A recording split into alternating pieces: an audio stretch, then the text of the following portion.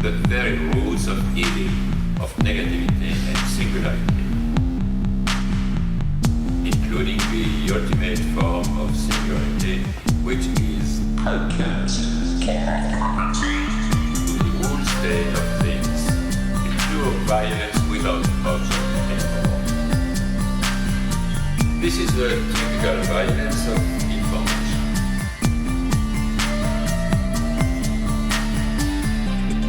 It's violent because what happens there is a murder of the real, the vanishing point of reality. Let's not have a misunderstanding here. Welcome to this week's edition of the Machinic Unconscious Happy Hour with Cooper Cherry and Taylor Atkins, as always sponsored by the People's Institute for Revolutionary Semiotics. Before we introduce today's discussion, just want to mention we've got a Patreon account at patreon.com/MUHH. Consider tossing us the one inflation-laden dollar a month for amazing content. And if you can't do that, not a problem. Maybe leave us a nice review on iTunes. We'd appreciate you either way, and maybe even give you a shout out on the next week's episode. Today, Taylor and I are going to be back in the saddle for part 2 of our 2-part series on Deleuze's monograph on Nietzsche and Philosophy. And this episode is going to cover chapter 4 onward.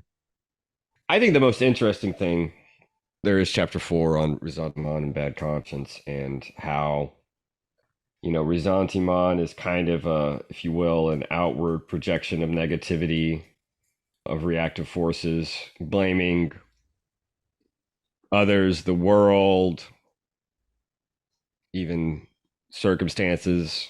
I mean, this is kind of, if you think about Job, right? The book of Job, when there's the little wager, not to say a dice throw, but there's a little wager between Lucifer and God about Job's kind of breaking point.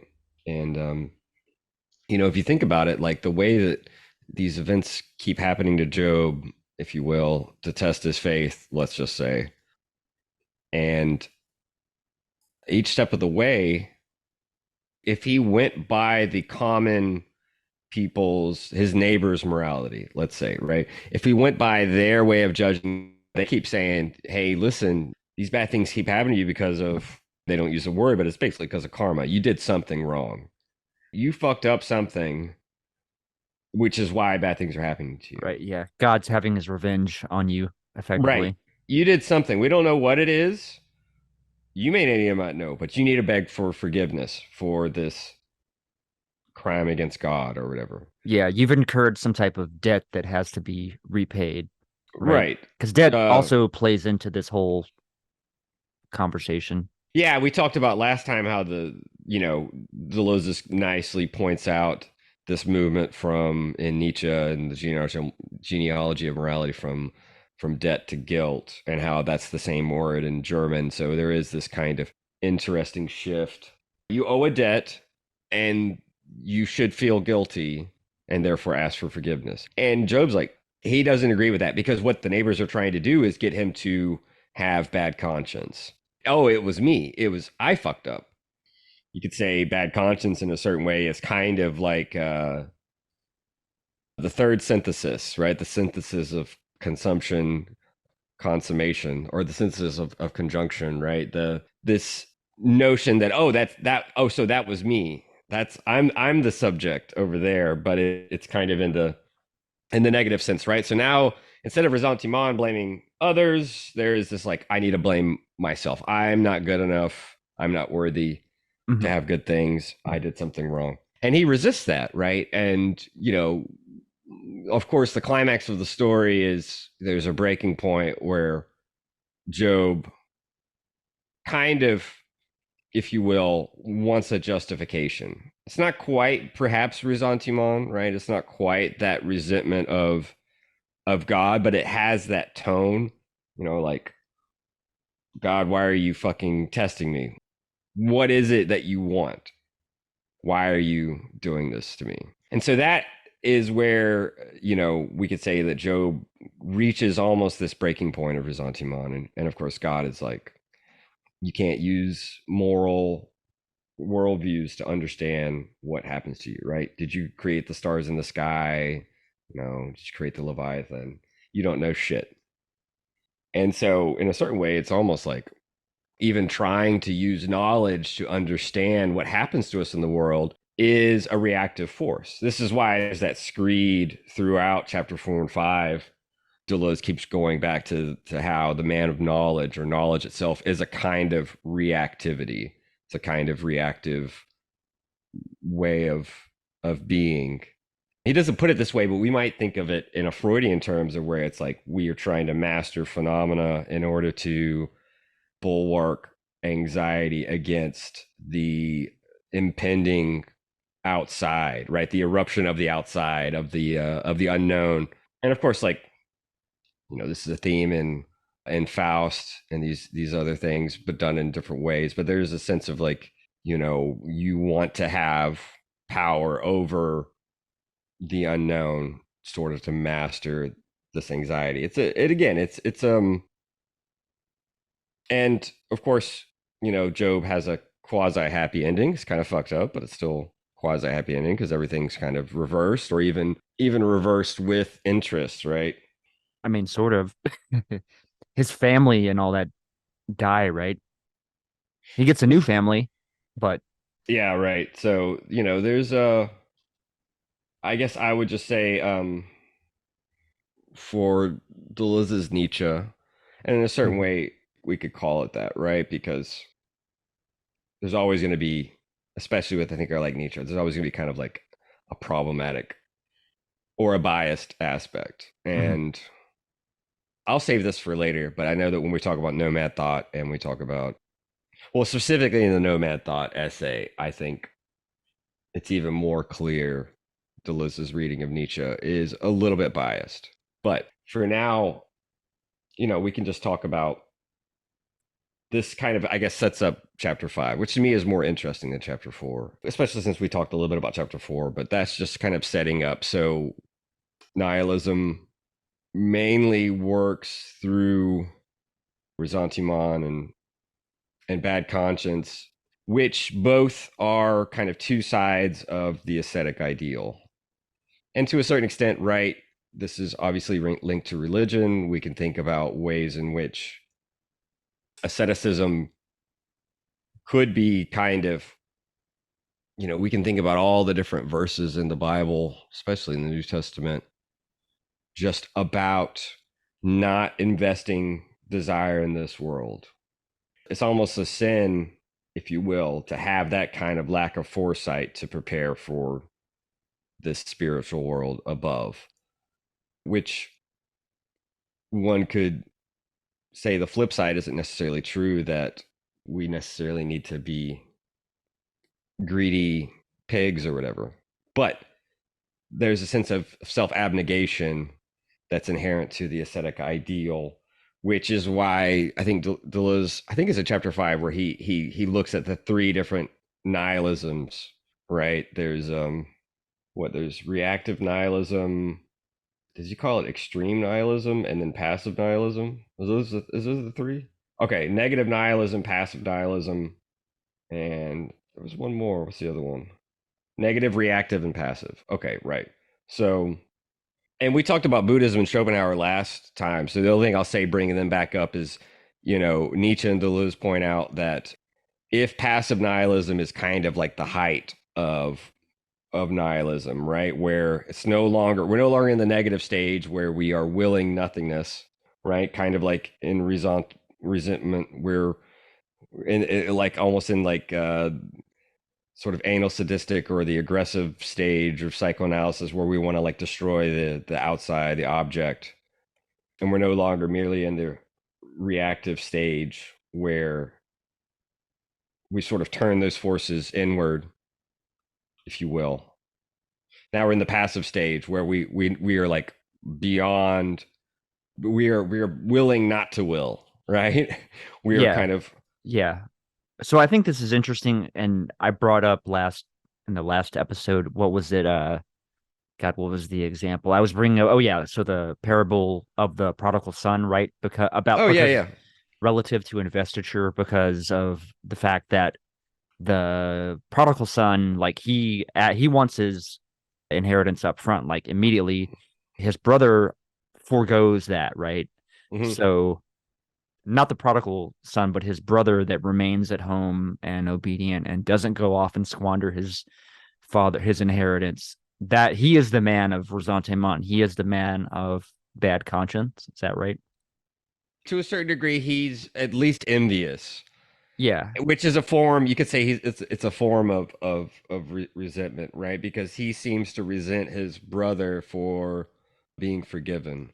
Obviously, the parable is about like why is it that people that convert towards the end of their life get to see just as much heaven or something, right? Why don't they only get 10%? Yeah. Whereas like, I paid I've off my lived. student loans. Right. So the prodigal son, he gets to go out and do the things that perhaps the good son, quote unquote, the good son, The the obedient, the obedient the son, or just steadfast. the, you would think that the brother wouldn't necessarily harbor these feelings of resentment if he hadn't given ground on his desire, because it seems like he wishes he could have been profligate or prodigal. Yeah, yeah. It seems Yeah, like he, maybe that's where the ressentiment comes in. the ressentiment is kind of, well, my brother got to have his jouissance and then be, and nothing bad happened to him. How are we still equal? Why shouldn't I have some little extra surplus jouissance, right? Where's my surplus enjoyment?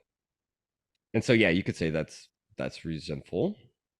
To bring this together, really, I believe in these chapters. Nietzsche or Deleuze, I can't, maybe Deleuze quoting Nietzsche, talks about the bird of prey, right? The bird of prey doesn't withhold itself from acting, right?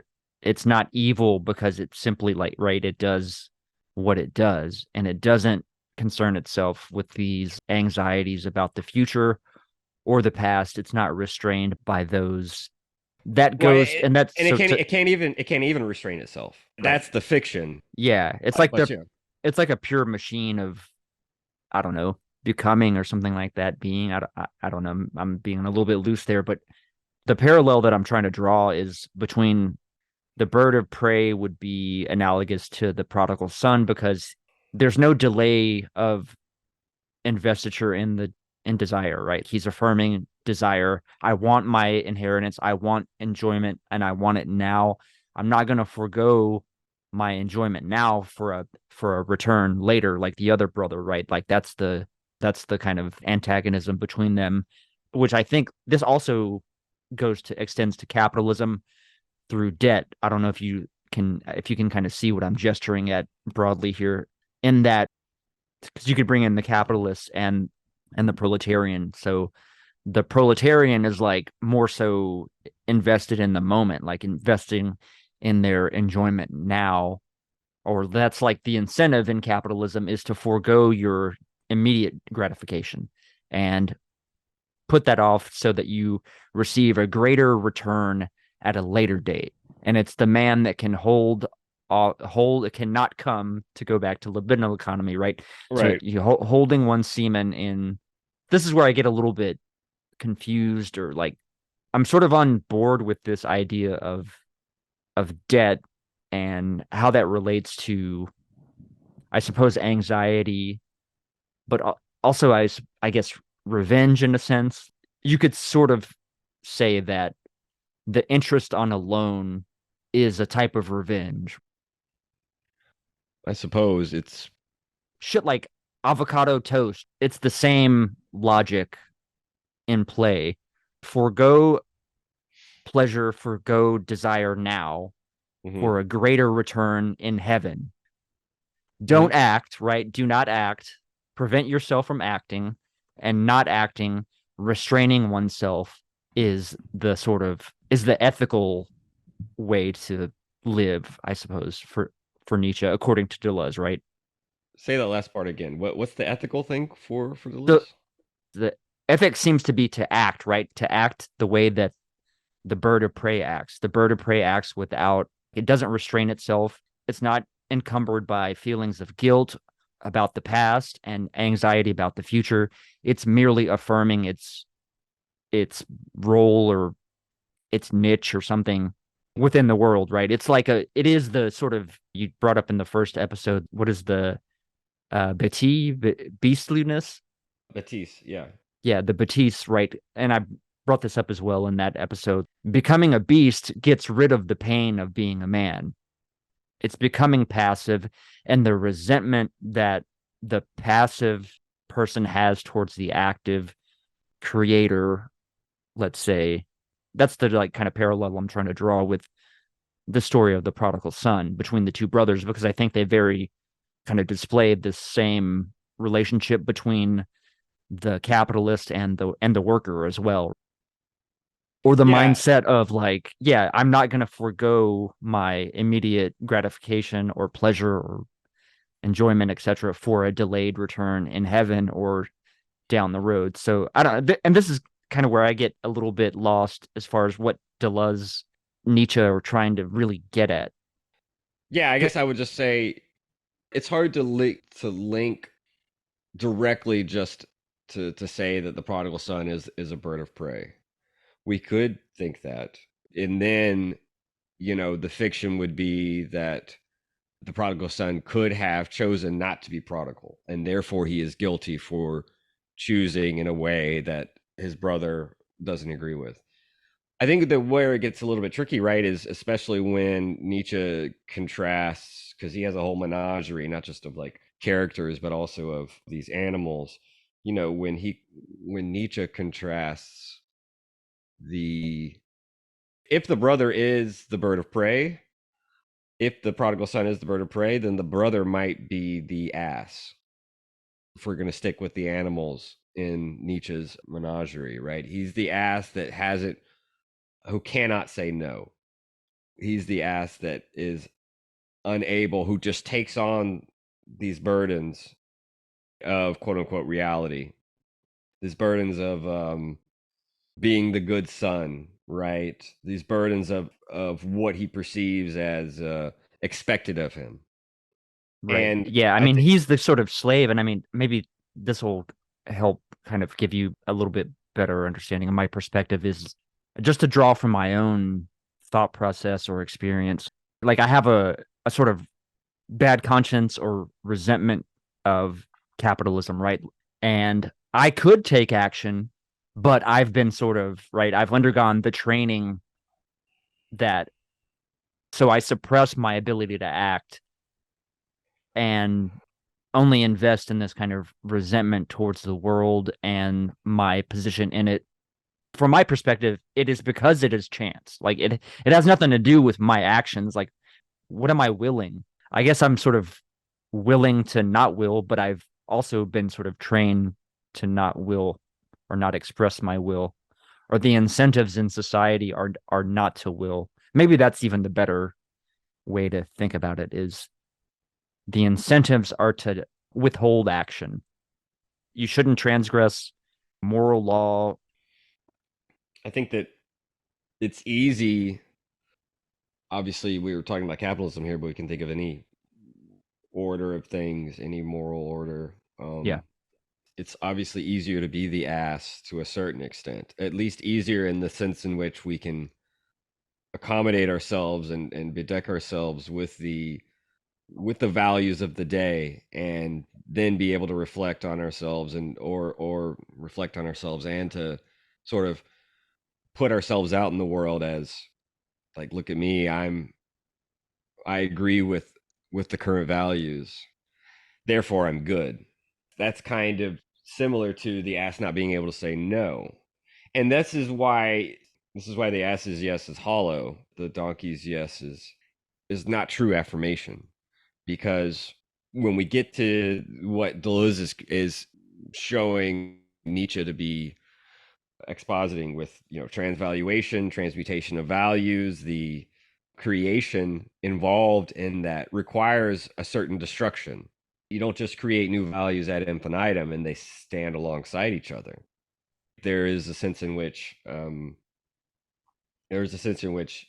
it's I mean, this is what they talk about in terms of joyful destruction. So Also, how is that not a negation?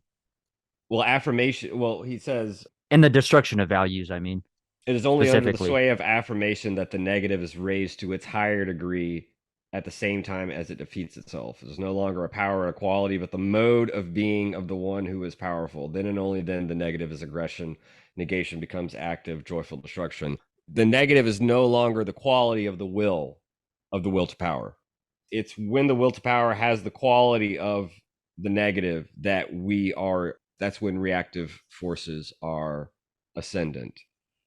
Right? So it's the when the quality of the will is affirmative, when we are dealing with active forces, when we are talking about the eternal return and the negative does not return. It's only with affirmation that the negative can be able to perform, act in the world in a way in which it is not reactive, right? This is kind of what he was getting at earlier when he was talking about reactive forces when they are prevented from being acted. That's when they sort of accumulate and are able to, if you will, corrupt the quality of the will. This is why he'll distinguish reactive forces from acting. So yes, there is destruction involved with creation, with affirmation. There is negation, but negation is not the engine. Not the motor, right? Yeah, okay. It's not the motor, right? That's kind of a key thing. Yeah, you're right. I thought this was interesting too, that this little quote where he says reaction ceases to be acted in order to become something felt. Yes, that's the sant and sentiment, right?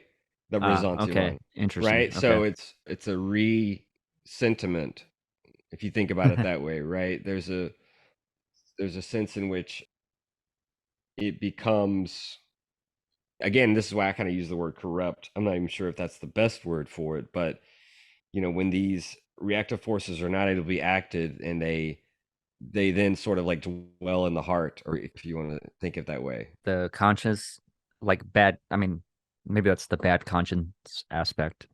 Well, that's one form of it. Are we going to internalize that feeling? Are we going to try to vent and externalize it on others? I've said this a few times in a few episodes, but in Logic of Sense, when Deleuze is saying if there's an ethics of the event, it's either this or has nothing to say. It's not to be unworthy of what happens to us. And so one can imagine that being resentful towards the world, towards life, that's one way of not being worthy. But we can also make ourselves unworthy through bad conscience, right? We can sort of, Even though I sort of like have a knowledge of this really fucks it up, but I'll just say it anyways because it might be something to play off of. Even though I know it's not necessarily all my fault, my position in life or the world or whatever, there are forces that I'm at the mercy of, at least from my perspective, that prevent me from whatever actualizing or whatever the fucking case may be. I still have a certain level of taking on the bad conscience of I have failed by the criteria of the world, by the criteria of capitalism. I've failed. I have not succeeded. I know very well that it's kind of bullshit. I still find myself at times lapsing into this self blame or like feeling like I have lost in my dice throw. And I feel bad about that. My anger is directed both inward and outward at the world and at myself, right. taking on that whatever ownership. I don't understand this whole. I don't get it. I don't get I think you do, but what is happening. it sounds like you do get it though, Well, no, because you said just then that it's because of a certain value, a certain standard of right, value. a criterion of values. Yeah, It's only in comparison to that you feel this way. Right. yeah, So you kind of answered your own question. You do understand. So it's precisely the fact, this is precisely why the transvaluation of all values is yeah. important. I don't understand what Deleuze is advocating. it's Stoicism or something. Like I can't really totally vibe with it. I have a lot of issues with this book and just not. Yeah, I do. One of the targets is a philosophical one on Yeah, surface, which is against the dialectic, right? Specifically the Hegelian variant. And of course, we could even, before going deeper, look at, and I mentioned in the first episode, there's that 10-year gap from Hume to Nietzsche. And we don't really hear about Hegel in the Hume book. I mean, it kind of makes sense. That would be perhaps anachronistic. And Hegel didn't really deal with Hume in the way that Kant did, right? So yeah, obviously, Kant and Hume were the focus. In this book, 10 years later, even though Nietzsche doesn't really talk about Hegel all too often, he does have some remarks here and there. And even Deleuze kind of mentions it. It's like, it's not really about how many times Nietzsche says Hegel's name. And that's true. You know, but biographically, we can think of what's going on in Deleuze's life where, you know, he's preparing for his aggregation, right? For actually getting his, what we might want to call his PhD, and what's going on, what has been going on even before, even the generation before Deleuze, right? You think about Kojève and his whole influence on spreading Hegel and the kind of humanist Hegel, influencing Sartre, Lacan, blah, blah, sure. blah. Yeah, yeah, And then, of course, one of Deleuze's key teachers is Hippolyte, who is doing a much more kind of structuralist Hegel, one that foregoes some of the downsides of a kind of humanist Hegel that was, if you will, a kind of popularized version of him. yeah. So there's a much more like rigorous Hegel with Hippolyte, and Deleuze is dealing with this. We could call it an anxiety of influence type thing. Obviously, there is this sort of struggle over not just the philosophy that will be dominant during for his generation, which was still kind of Heidegger, Hegel, Husserl, right? The German trio. Triple H. Yeah, the triple fucking H. And then on the other side, Deleuze also sees analytic philosophy gaining in weight, which is why W for Wittgenstein in the Abecedare, he's like, Wittgenstein's the assassin of philosophy. I really don't know if that's fair. I think he might be just thinking of the dominance of analytic philosophy. Kind of like one could say that in reflected ways, the German philosophy moving into French, there's always this thing where what's quote unquote exotic or not homegrown has a little bit of higher valence, right? One Yeah, could say right. Yeah. how continental philosophy is obviously dominated by The Germans grass is always and greener. French. We could say at a biographical level, there is this struggle with the previous generation or even two Sure. previous generations with Hegel. And so finding Nietzsche becomes like the, what is it? Even this seems like though it falls back into Hegel, right?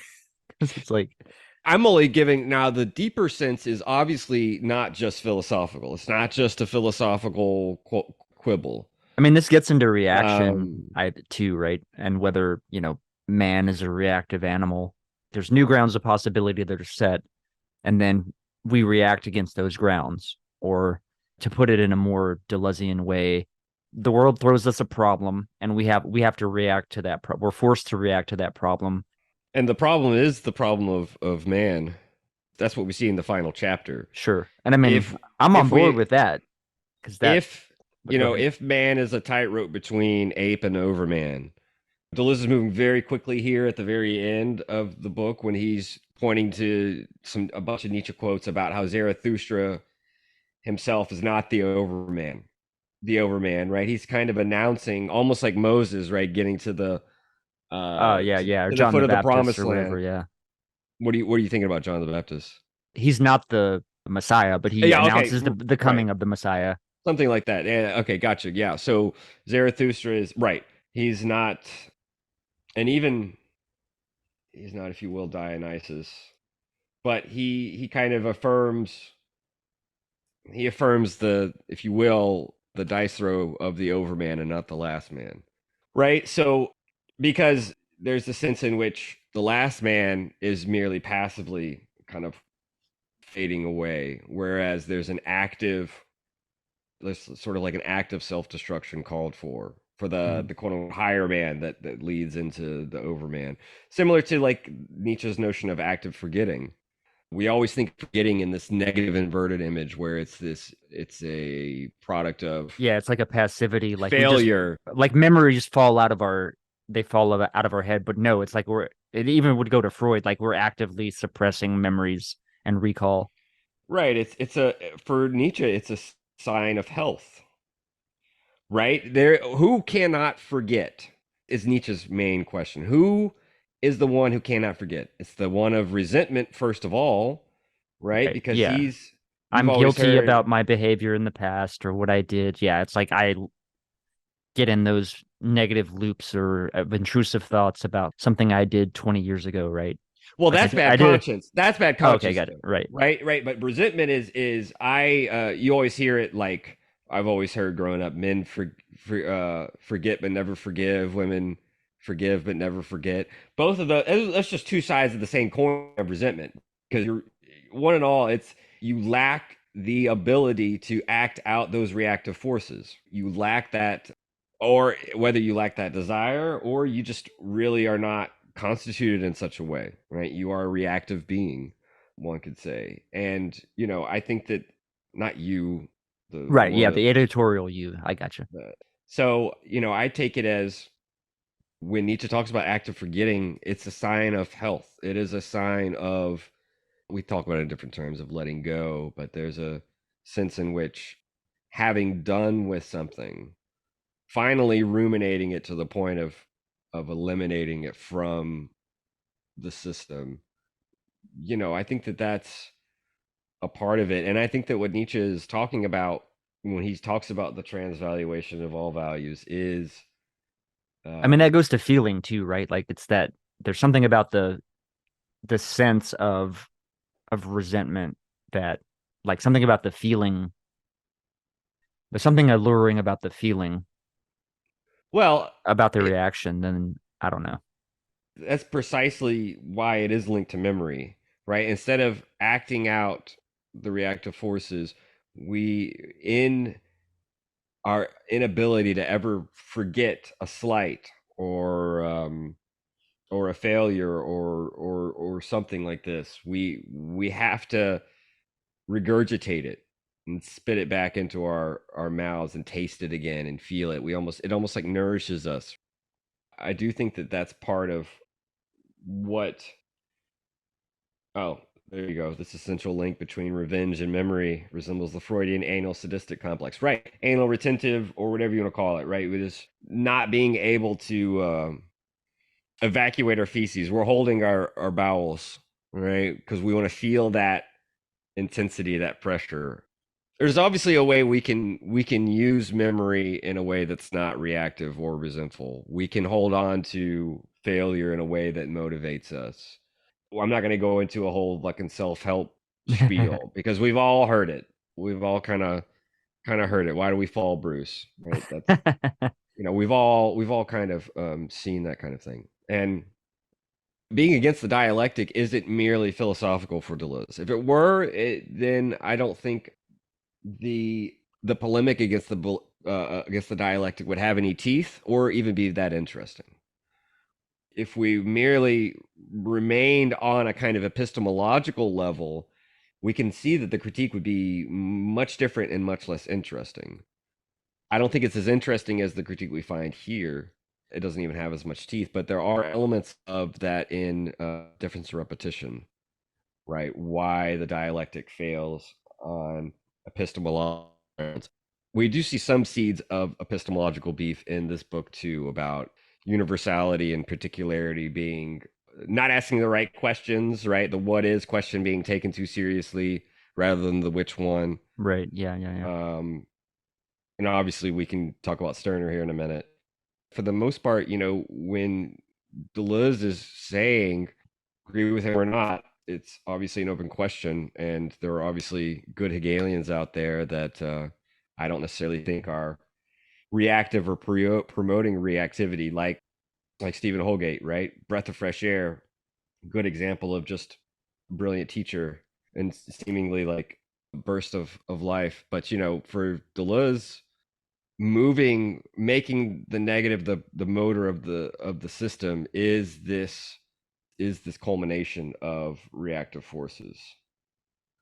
I think Deleuze sees in this not just epistemological concerns, but ethical concerns, whereby one can imagine that from the get go, we are not worthy of what happens to us.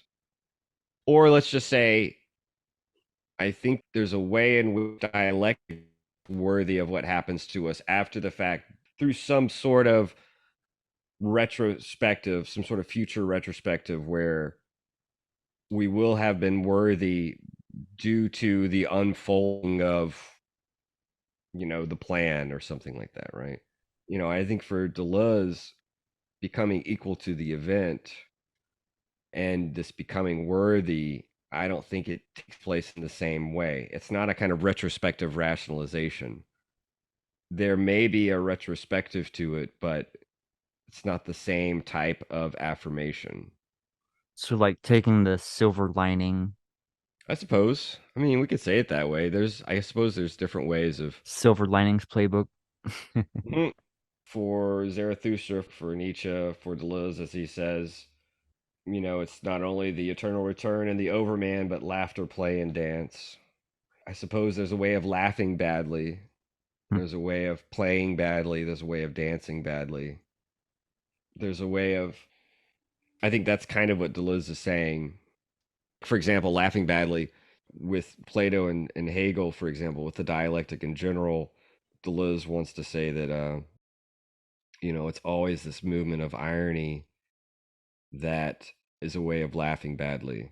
I know that gets us outside the scope of this book, so I won't go further into that. But he opposes, Platonic irony or Socratic irony, right? To like Stoic humor. And it's interesting that you call this book a Stoic book. Well, no, I mean not the Perhaps whole it's too book, but Stoic. I think just the ethical message or arguments to me sound like a stoicism. That's still probably leaving us in the sense in which we're the ass, right? Where we just have to affirm. Maybe that's the argument that I don't understand what this is sort of getting at, because it sounds like be the beast that lives in the moment. Don't be caught up in the past or the future. Live in the now.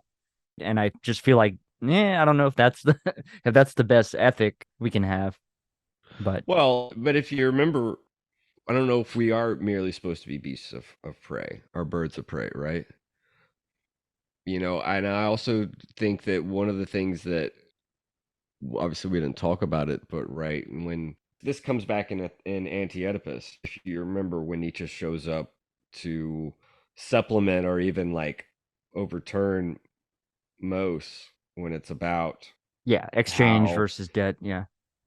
a significant portion of the prehistory of man went into forging a memory, this like mnemotechnics, right? How much cruelty Yeah, the was system of involved cruelty and inscription. Yeah. in order to be able to create the man who can promise. That stuff is interesting. That already has a dynamic of the past and the future. Right. Yeah, yeah. That already sort of orients us, you know. Looking at the potlatch, it's about debt, yeah, right? It's about this anxiety or what have you. It's about anxiety of having or anxiety is involved, right? In the sense of now I have this huge debt to pay off. I have to throw a bigger party, but I don't know. That's weird because it's like an active process too. Maybe I've lost myself in the sauce. No, you're fine. I mean, I'm just trying to think about when Lyotard takes up this notion of nihilism and perspectivism, he talks about there's two ways to be nihilistic. There's one way that is about sort of the restoration of faith, the faith in unity and whether it be of the nation or of a people, of a race, right? The restoration of finality, sort of with a teleological meaning attached to our existence in the world, whether it be to go to heaven or something like this. We can be involved in shoring up values that are present, or we can, as he says, get our hands dirty in their act of destruction, right? Which isn't just about, doesn't have to necessarily take the form of Joker just wanting to send a message and watch the world burn, right? Because that itself also, we could say, we're always sort of left, we never get the objet of Joker's desire. That's kind of why his story about how he got the scars changes too, right? We're always sort of missing the causal ground of his beef, his madness, if you want to call it that, his desire. And I don't think necessarily that that's what the Overman has to be. Now, the Joker may have elements of the Overman, if you will, because he's getting his hand dirty in destruction. Whether it's destruction of current values, All you care perhaps. about is money. Right. So there is an aspect of it, which is why Nietzsche will look at various historical figures and put forth the Overman for Nietzsche is not Julius Caesar, or you could say Bismarck. That would have been a good example for him during the time, right? This kind of militaristic nationalist hero for the time. For Nietzsche, that's not the Overman. And you can see that, like, in his early days, he probably thought Wagner had a glimpse of the Overman. But we see that there's a sense in which the man or the higher man leading to the Overman is about self-overcoming. And I think that's obviously one thing that Joker lacks. Whether or not he has a self to overcome could be another, right? But he's not necessarily willing his own downfall for the advent of something greater. Wouldn't Christ fit that sort of role of willing his own death to bring about the kingdom of God or whatever? If that were to give rise to the Overman, I mean, one can see that, and this gets back to that first part, which we talked about a little bit, Christ versus Dionysus, where there is still this notion of life is something that needs to be redeemed because it's guilty, because it's inherently guilty. Right. Yeah. Inherently sinful, because it's inherently the world is fallen. Corrupted. The world is a priori fallen and bad. Life is bad automatically. Life is suffering, etc. On the one hand, there are similarities. There are aspects, again, just as there are aspects of Joker in the Overman, there are aspects of Jesus, one could say, of sounds a little Hegelian. Oh. But it's the Overman is like the synthesis between Joker and Jesus. Joker, the Overman is not Christ, though, right? I mean, right? No, it's a synthesis of. I don't think so. No, yeah, I mean, I'm being a bit tongue in cheek. Sorry. No, that's fine. Not to piss you off or be like. No, not at all. I'm being a little jokey. So. Sorry. On the one hand, there is a sense in which Christ has aspects, and Nietzsche doesn't always talk about Christ as negative, by the way. And as we'll see this weekend, the real enemy for Nietzsche is St. Paul. And we saw some of that, I think, in here. I can't remember if we saw some of that in this book, but yeah, it's definitely in there. St. Paul that wants to put Christ back on the cross, right, and keep him there. This weekend's discussion, so we don't come. But there is a sense in which Christ is overturning certain values in encrusted society at the time. We can think of him in the temple with the moneylenders, how that had become a kind of accepted practice. We can think about his Sermon on the Mount. But of course, when Nietzsche looks at something like the Sermon on the Mount, he's going to see this rise of slave morality, of reactive forces taking over. The meek shall inherit the earth, yada, yada, right? The poor in spirit. It's all about reversal of values rather than, this is where my Laura Well brain comes in, where it's like, if you reverse values, you actually keep the same hierarchical structure, right? It's kind of like, if you're an atheist or a Satanist and you just invert the cross, right. Yeah. The cross is still the fucking symbol. So you're just inverting a hierarchy. You keep the structure intact. I mean, we talked about Derrida a little bit. I don't know if it was last week or the week before, but if we're just inverting binaries, we're not really deconstructing them. Exactly. Even if Yeah. even if We're just even if dealing with identity. even if part of the movement of deconstruction is about this seesaw, this hinge effect that I was talking about, that's not the end goal. That may be part of the motor to accelerate the to give it some thrust. But yeah, so if we're just reversing values, if the and this was part of Plato and Socrates' worry, right, about how the weaker argument can become the stronger. This is why the sophist is not willing to wager on truth, because the sophist is going to teach you how to make the weak argument stronger.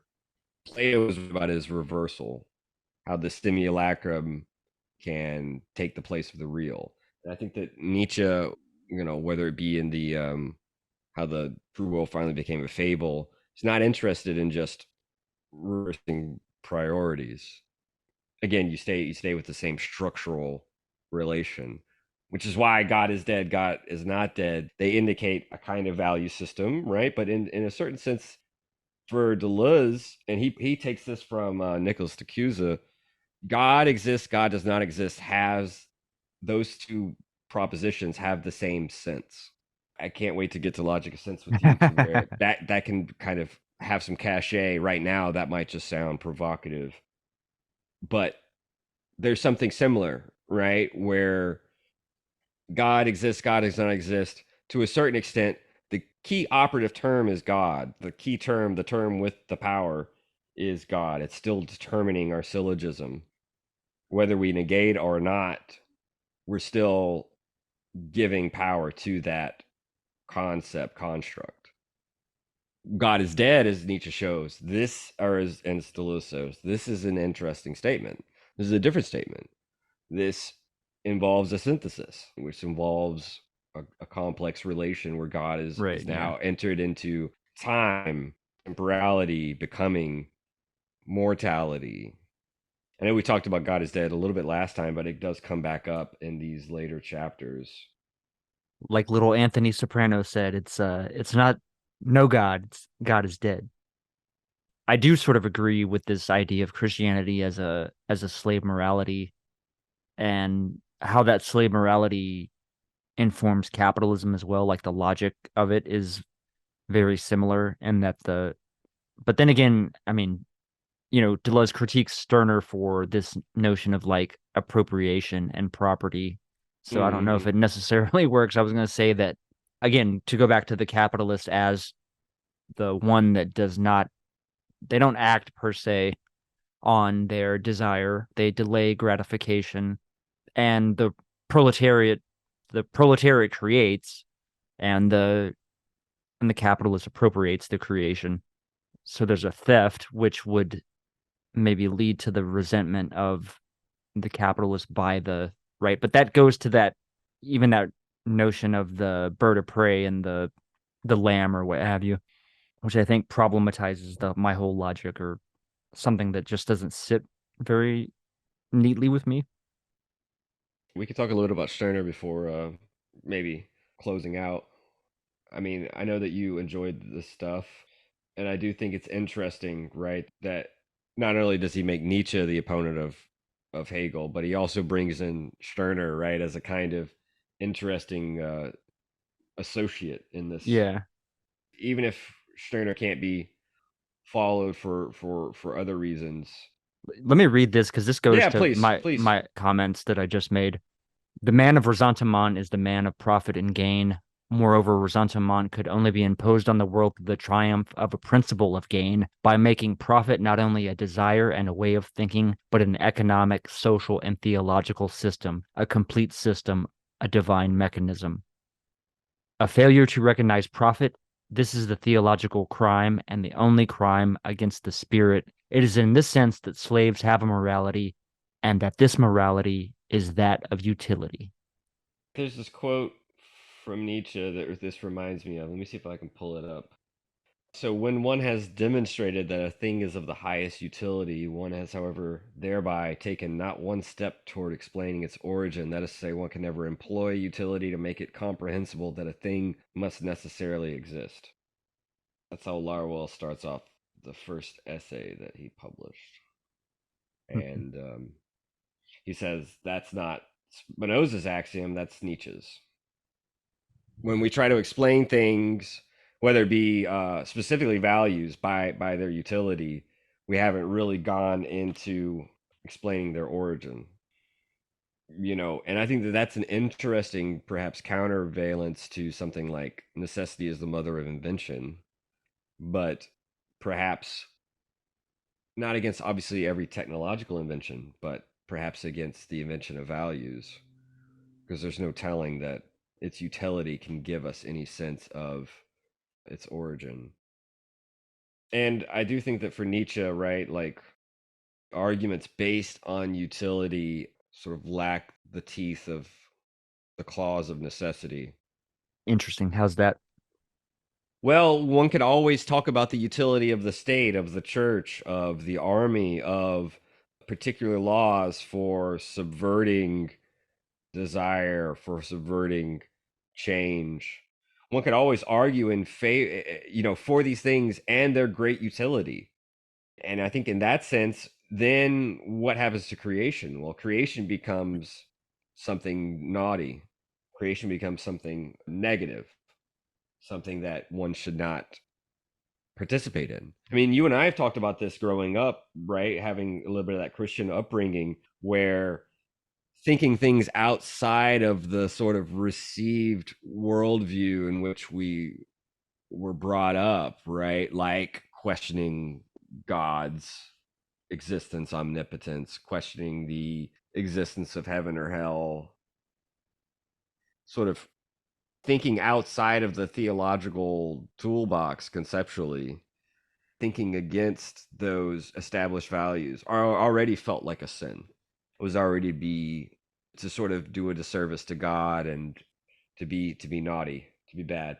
You can imagine that there's great utility in that kind of insularity, promoting that kind of insularity. There's great utility in cutting off avenues for the creation of new values. That shores up the strength and endurance of old values.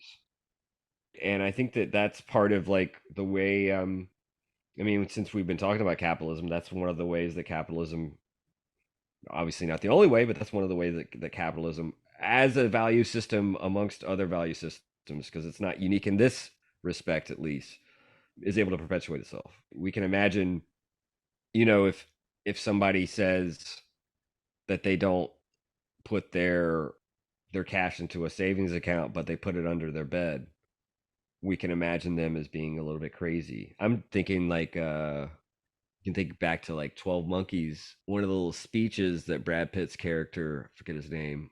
Jeffrey Goins. Yeah, there you go. One of the little speeches he goes into about, it's being a good consumer that is almost like the virtue signaling that we're saying in a capitalist society. One can imagine that arguments by utility for they're reactive. You said arguments by futility or what? You dropped out for a second. Arguments based on utility are for Nietzsche they're lower. They're not worthy of sort of being dignified, or they're not worthy of higher values. Obviously, that doesn't mean certain things aren't useful. It's not quite what he's talking about, right? We can imagine like if we are going to go sort of line by line and look at sort of the values we invest in society, right? For example, we can just, and this is maybe a bad example, we can just look at like the budget of the US government, $867 billion a year on the military. We see what kind of value that reflects. And we see the presupposed idea of the utility of that value judgment, even though we know that a large majority of that is sort of squandered. A large majority of that is like almost like an ancient wasting ritual of to build prestige. How much of that goes into making, whether it be useless tanks, or how many of it just gets wasted in the different defense contracts, blah blah blah. Sure, I'm sure we get stuff for it, but we can imagine that so much of this is almost this almost like a prehistorical prestige ritual. Anti-production. There's obviously a sense in which, and we can kind of start to close out here. We see that Nietzsche's question about, or problem about man, solution about overman, is sort of closely related to this problem of nihilism, of the history of humanity, right, as this reactive slide down a hill of values, if you will, this sort of chain of reactive events. And for Nietzsche, it's man's self overcoming, if you will, is similar to nihilism's dark night, wherein it defeats itself. Those two are closely related. And so I think that that's one of the interesting things that sort of Deleuze's book ends with, is sort of making the notion of becoming active, the notion of the overman, the notion of affirmation, all of that kind of culminate in nihilism's self-defeat. I like the quote he has on Stirner and his nihilism. Yeah, go ahead and read it if you got it. He's incapable of he being Stirner is incapable of posing this question in anything but the human perspective under any conditions but those of nihilism. He cannot let this question develop for itself or pose it in another element which would give it an affirmative response. He lacks a method, a typological method which would correspond to the question, which is, I'm assuming, would be which one, like. I don't think that's it, because doesn't he grant Stirner? Here he says it is not enough for him to pose the question, which one? Dialectic loves and controls history, but it has a history itself which it suffers from and which it does not control. The meaning of history and the dialectic together is not the realization of reason, freedom, or man as a species, but nihilism, nothing but nihilism. Stirner is the dialectician who reveals nihilism as the truth of the dialectic. It is enough for him to pose the question, which one? The unique ego turns everything but itself into nothingness, and this nothingness is precisely its own nothingness. Yeah, so Stirner does pose the question, which one? But whereas Stirner's answer is the self-creating nothingness of the ego, Nietzsche's response to nihilism is overman. I think that they have, in a certain sense, they definitely have similar targets, at least for Deleuze, right? Yeah, for sure. Yeah. This question about method is interesting. Yeah. Because I think that that's where Deleuze might say, well, Stirner was still caught up in the systematic movement of the dialectic itself. He shows the dialectic to kind of self-combust at a certain point. He pushes the dialectic that far. That's where Deleuze gives him credit. Yeah. And which I totally agree. I mean, I often say that Stirner was Hegel's best student in the sense, not that he's a greater philosopher than Marx, but in the sense that he takes Hegel's thought to its logical extension, its logical conclusion, and he's faithful in a way that I think Deleuze says that Marx tries to paper over, or like tries to sort of, he takes a great pains or steps to try to like paper over this sort of gap. Let's see, here's another quote. The interest of Stirner's book, which is what's been recently retranslated, The Unique and Its Property. Is that right? Is that the... Correct, yes. The Ego and Its Own was the older translation. Correct. So the interest of Stirner's book is threefold: a profound analysis of the insufficiency of the reappropriations of his predecessors, the discovery of the essential relation between the dialectic and the theory of the ego alone being the reappropriating instance, a profound vision of what the outcome of the dialectic was with the ego in the ego. History in general and Hegelianism in particular found their outcome, but also their most complete dissolution in a triumphant nihilism. And then that leads into your quote, dialectic loves and controls history. So that was just backing up a few lines. Does this kind of get to that notion, this notion of where you're not really, doing anything if you're merely reversing the hierarchy? And I'll read this to bring it home. The speculative motor of the dialectic is contradiction and its resolution, but the practical motor is alienation and the suppression of alienation and reappropriation. Here the dialectic reveals its true nature, an art of quibbling beyond others, an art of disputing properties and changing proprietors, an art of resentment. So I think that what I really was pointing to is that line, an art of like the changing proprietors being just the mere reversal of your example of Satanism, etc., or what Hmm. have you. Yeah, I mean, here I'm not exactly sure. You might know better than me about this language, but if is changing proprietors here like saying when Stirner is saying like I'm not species being, I am ego. It goes to the whole critique of religion, even Mhm. going back to Hegel, where or like Feuerbach, where it's we're no longer God. We're just sort of switching the places between God and the state, or God and humanity, or what have Okay. you, or humanism. Right. So like here it's saying what's the reappropriating instance? So is what Hegel's objective spirit or something? And Stirner's like, no, it's ego, right? Well, here you see Bauer's self-consciousness, for your species being man as species. I am nothing of all that, right? So relative reappropriations are still absolute alienations, which is a pretty nice little line. Yeah, It's it is good. dense. It's a dense, Yeah, yeah, yeah. juicy nugget. It's good. But the these relative reappropriations, I guess, as we say, Hegel's objective spirit, Bauer's self-consciousness, Feuerbach's species being, these are all absolute alienations from sort of the self-founding nothingness of the ego. Yeah, that makes sense.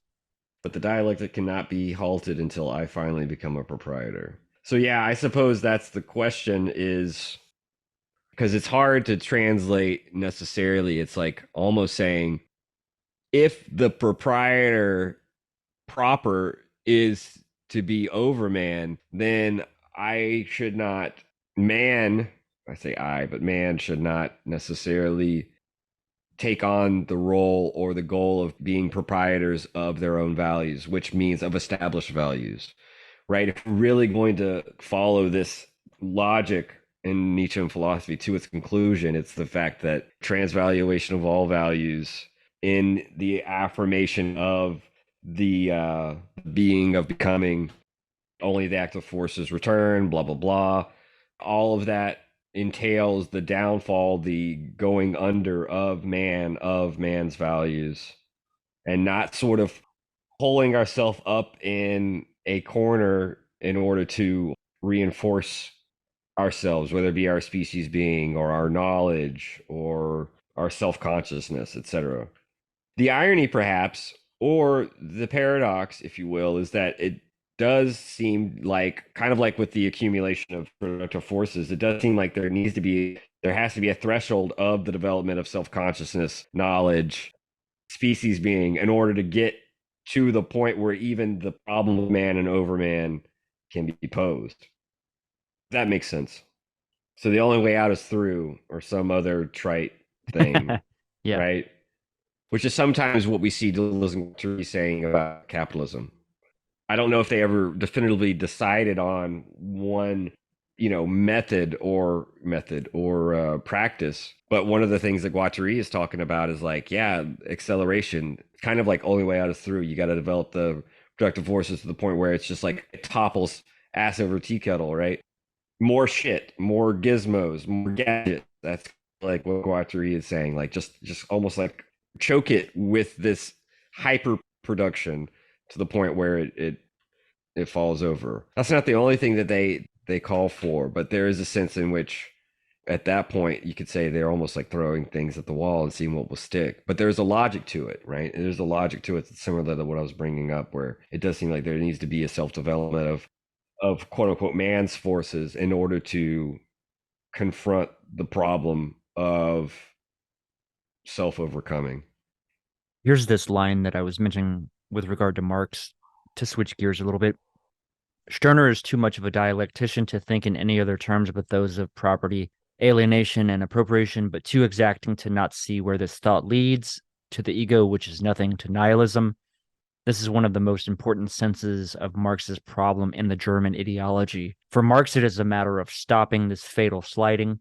He accepts Stirner's discovery that the dialectic is the theory of the ego.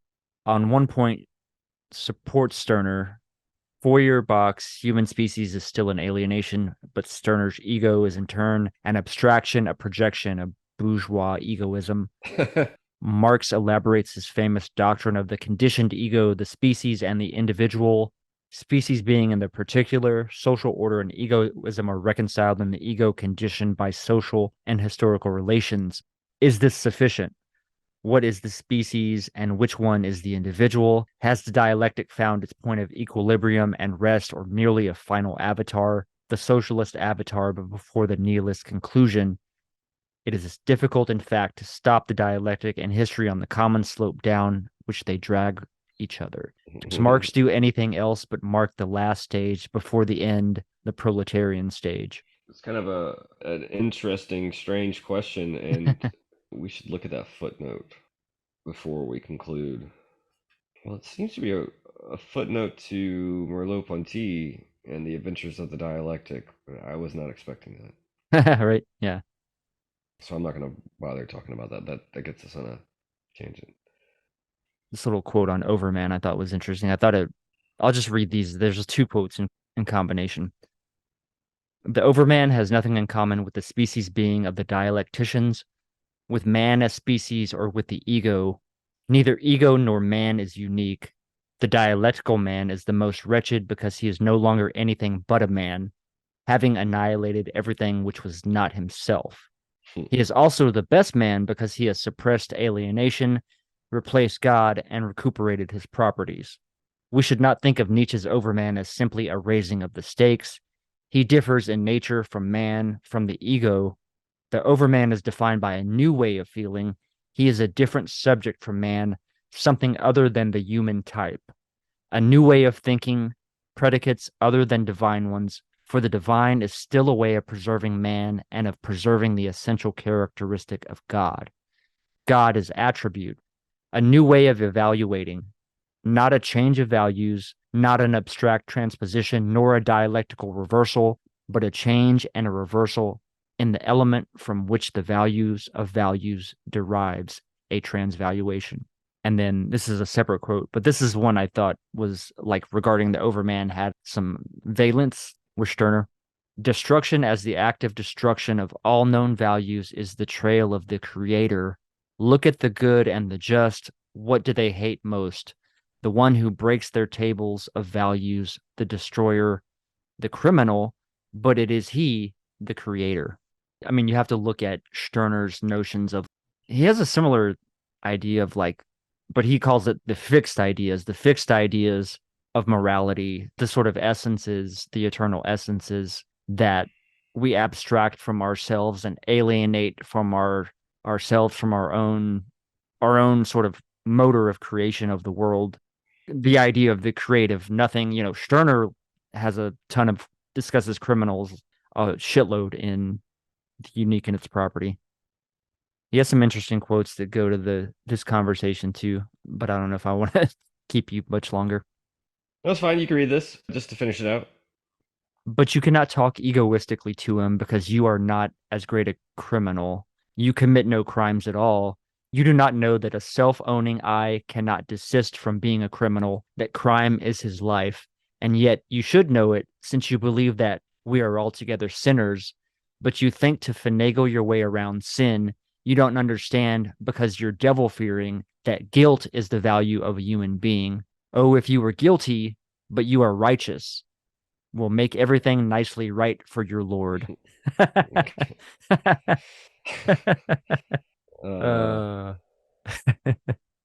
God, good stuff. Yeah, that's pretty silly. It is interesting to dialogue Nietzsche and Stirner. Surprisingly, I haven't really read a whole lot that like puts them even in like dialogue with one another, even though they share so much, I think, in certain ways.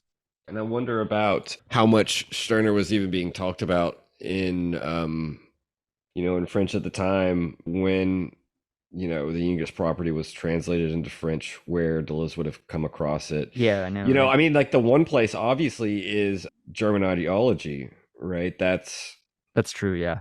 Which Deleuze mentions in the passage that you quoted, right? Yeah. So that obviously readers of Marx would have been well, it's funny because like familiar with Stirner. It's obvious that Stirner really triggered Marx so much that he wrote that fucking, how big is the German ideology is like what? It's a massive, like 500 pages or something, isn't it? No, it's like 300? It's a It's sizable book. I think it's closer to 300, but I know it wasn't, it wasn't even published until Yeah, after fairly Marx's death. recently. Yeah. And it's not all about Max True. Stirner, but there's a big chunk of it. There's a pretty big chunk that is about Stirner.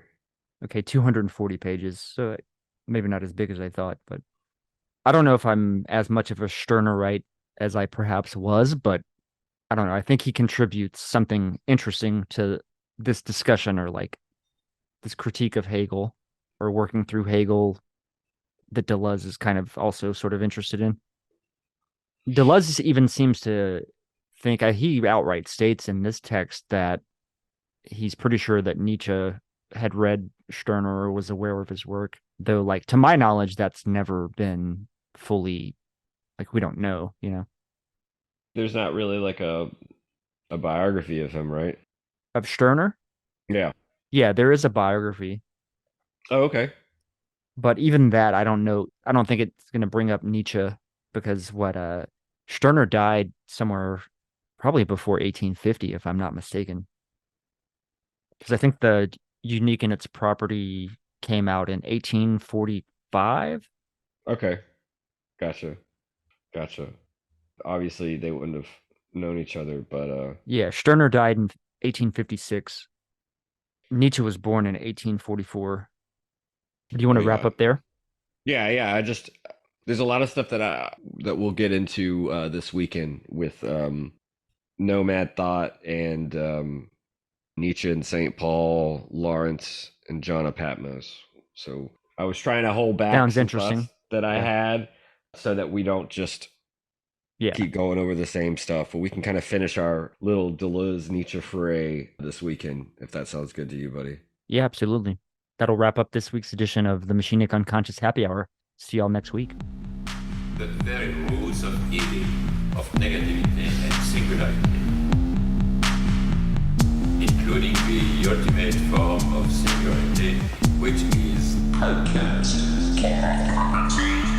the whole state of things, the pure violence without object anymore. This is the typical violence of information.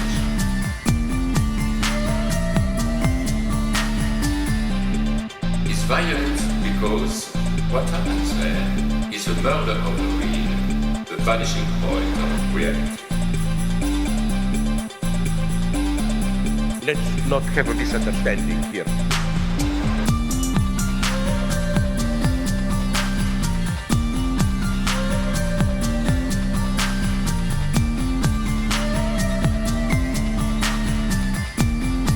What I meant is the following.